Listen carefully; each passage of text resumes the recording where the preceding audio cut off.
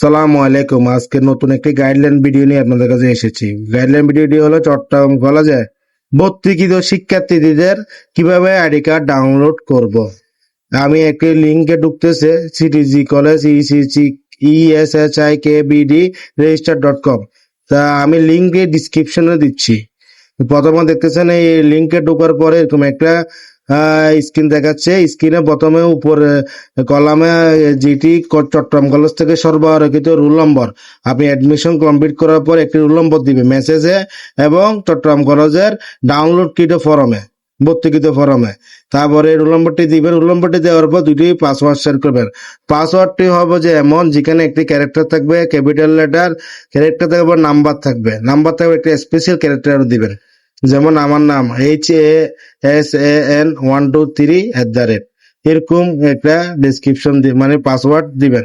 Password দেবেন উভয়ই এই কলামে সেম পাসওয়ার্ড দিবেন। দেওয়ার পর রেজিস্টারে ক্লিক করবেন। আমি কিন্তু অন্যান্য পাসওয়ার্ড ট্রাই করছি যে হয় না, দেখছেন বারবার ভুল করতেছে, ভুল উঠতেছে, পাসওয়ার্ড নিচ্ছে না। পাসওয়ার্ড দেবে এমন ভাবে যেখানে একটি ক্যাপিটাল লেটারের গিয়া থাকবে এবং যেখানে একটি গিয়া থাকবে নাম্বার থাকবে এবং একটি স্পেশাল ক্যারেক্টার থাকবে, যেমন #, এরকম একটি স্পেশাল দিবেন।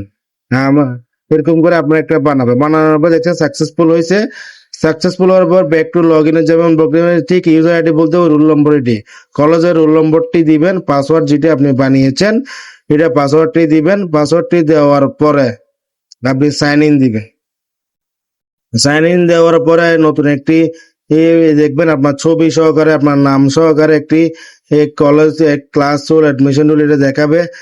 দেখছেন আইডি কার্ডের অপশনে যাবেন। আইডি কার্ড ডাউনলোড দেওয়ার পর এরকম একটি ডাউনলোড করবেন। ডাউনলোড করার পর এটি PDF থেকে জেপিজি নিয়ে যাবে, আপনারা গিয়া দিবেন। নিত্য নতুন ভিডিও পেতে চাইলে আমাকে লাইক, সাবস্ক্রাইব, শেয়ার করে দিবেন ইনশাআল্লাহ। আসসালামু আলাইকুম।